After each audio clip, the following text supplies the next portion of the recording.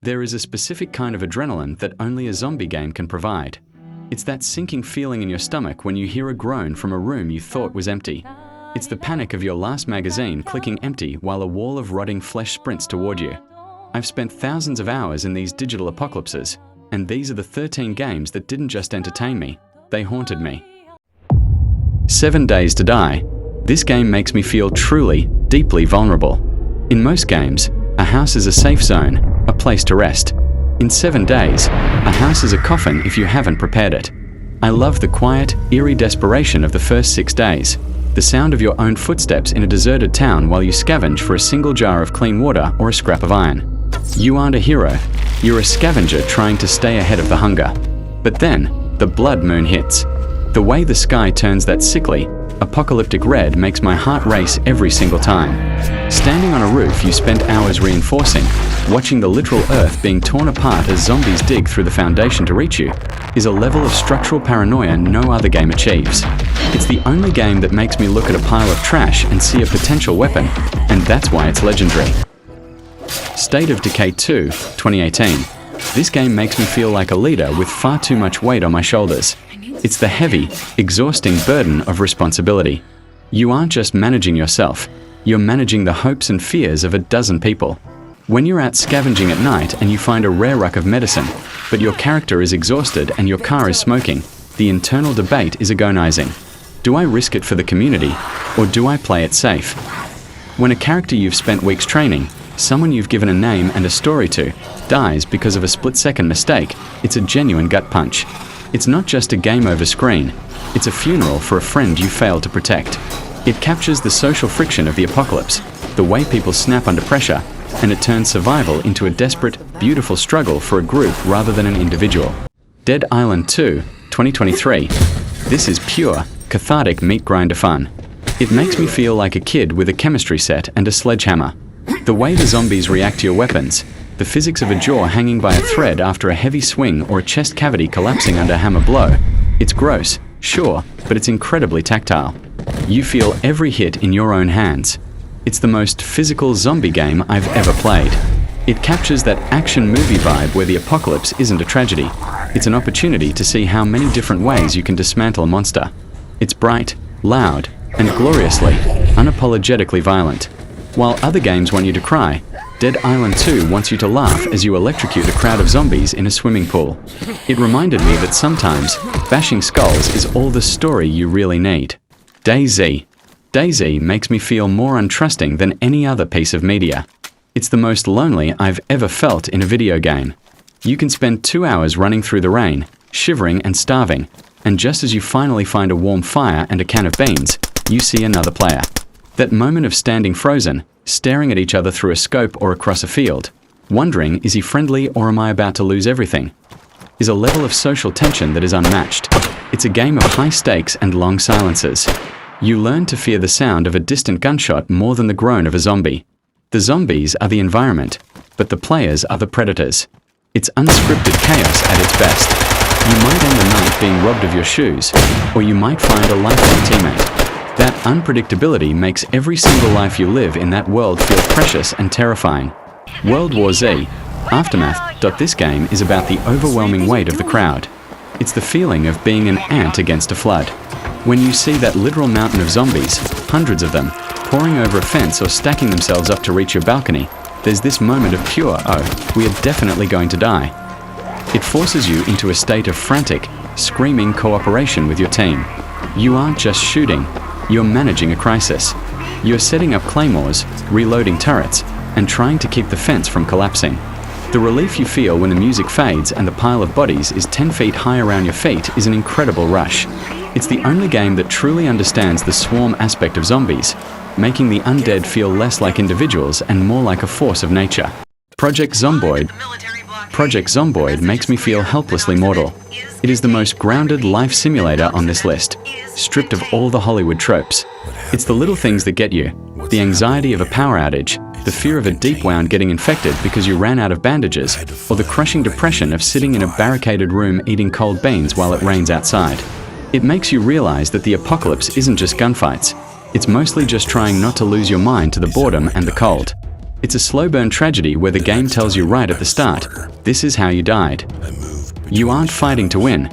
You're fighting to see if you can survive one more week. It's punishing, it's deep, and it's the most authentic zombie experience ever created. Dead Rising, this game makes me feel frantic in the best way possible. The ticking clock is the real enemy here. You're constantly torn between the hero you want to be and the survivor you need to be. Do you save that elderly man trapped in the toy store? Or do you use your precious time to find a better weapon to fight the psychopath waiting for you in the food court? It's a game of constant trade-offs. It has this bizarre, dark humor that keeps you off balance. One minute you're wearing a Servbot mask and a summer dress for a laugh, and the next you're watching a chilling cinematic about a man losing his mind in the middle of a shopping mall. It's a colorful, consumerist nightmare that rewards you for being as weird and creative as possible. It's the only game where a showerhead and a bowling ball can feel like the ultimate arsenal. Dying Light, 2015. This is the ultimate power trip until the sun goes down. During the day, leaping across rooftops and drop-kicking zombies off buildings makes you feel like an urban god. You're fast, agile, and untouchable. The park hour is so fluid that it becomes second nature. The city is your playground. But the second that watch beeps and the sun dips below the horizon, the tone shifts from action to pure horror. The sound of a volatile shrieking behind you while you're sprinting through a dark alley, desperately looking for a UV light or a safe house, is a heart attack simulator. The night is a different game entirely. It's the perfect balance of predator and prey, making you respect the undead in a way few other games do. You aren't just killing them, you're surviving them, and that distinction makes all the difference. Resident Evil 2 Remake. This game makes me feel hunted in a way that is almost claustrophobic. The sound design in the Raccoon City police station is a character of its own. Every creak of the floorboards, every distant groan in the ventilation ducts, it keeps you in a state of constant, low-level panic. You start to dread turning every corner, checking your map every 5 seconds just to feel some sense of control. And then there's Mr. X. He's not a boss you can just beat and move on. He's an inevitable, unstoppable force of nature. Hearing those heavy, rhythmic boots thump thump thump in the room above you while you're desperately trying to move a bookshelf or solve a puzzle is a masterclass in dread. It's survival horror in its purest form, where the environment itself feels like it's trying to crush the life out of you. Left 4 Dead 2. This game makes me feel connected. It's the ultimate buddy movie in game form. Whether it's the panic of being pounced by a hunter and screaming for your friends to help, or the slow-motion epicness of a teammate sacrificing themselves so the rest can reach the rescue vehicle, it's all about the bond you form in the heat of the moment. It's the peak of cooperative gaming. It's fast, it's loud, and even after 15 years, the gunplay feels snappy and responsive in a way that modern games still struggle to copy. The AI director is the secret sauce, making sure no 2 runs feel the same by adjusting the tension on the fly. It's the gold standard for how it feels to fight for your life alongside people you trust, turning every campaign into a memory you'll talk about for years. The Last of Us Part 1. This game makes me feel heavy. Every encounter, every stealth kill, every shot fired feels like a desperate struggle for breath. The stealth isn't just a mechanic, it's a necessity because you feel so incredibly fragile in this world. But more than the combat, it's the emotional weight that sits on your chest. You aren't just clearing a room, you're trying to get a daughter figure to safety in a world that wants to eat her. Seeing the world through Ellie's eyes, a world she thinks is beautiful despite the fungus and the death, makes the violence you commit feel more tragic. You aren't just killing monsters, you're navigating the ruins of a civilization that feels like it was just here yesterday. It's a beautiful, brutal, and deeply somber journey that proves zombie stories can be high art when they focus on the heart instead of just the headshots.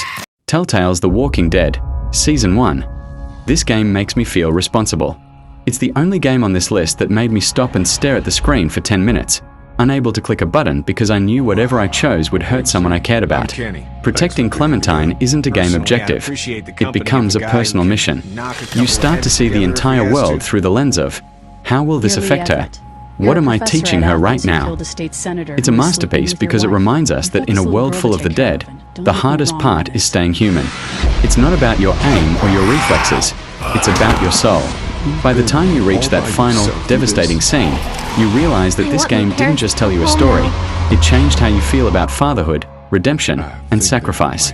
It's the perfect zombie game because it's really about us. Now, for the best and most popular zombie game of all time. Plants vs. Zombies. It's easy to dismiss this as a mobile game or something for kids, but the feeling of PvZ is pure, distilled satisfaction. It's about that perfect defense. There's a zen-like flow to planting your rows, building your sun economy, and watching a wave of zombies get absolutely shredded by a well-placed Gatling P. It makes you feel like a tactical genius in a suburban backyard, turning gardening into a life-or-death struggle. The brilliance of this game is the escalating tension. When that final wave music kicks in and your defenses are holding by a single lawnmower, the pressure is real. It's the cozy apocalypse, a game you can play to relax, yet it still manages to make you sweat when a football zombie breaks through your line of walnuts. It's a masterclass in game balance that proves you don't need 4K gore to make a zombie masterpiece. Those are the 13 games that defined the genre for me. They aren't just pieces of software, they're memories of survival, fear, and triumph. But that's just my journey.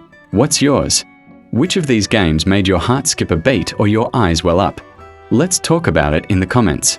Don't forget to like and subscribe if you love the Undead as much as I do. Stay safe out there, and keep your eyes on the shadows.